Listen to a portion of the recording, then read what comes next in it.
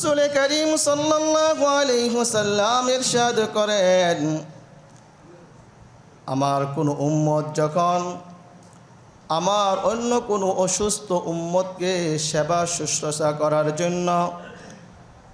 তাকে দেখা করার জন্য, তার সাথে দেখা করার জন্য সকালবেলা রওনা দেয়, সন্ধ্যা পর্যন্ত ৭০,০০০ ফেরেশতা ওই বান্দার জন্য মাগফিরাতের দোয়া করতে থাকেন এবং তার জন্য জান্নাতে একটি বালাখানা নির্মাণ করা হয়।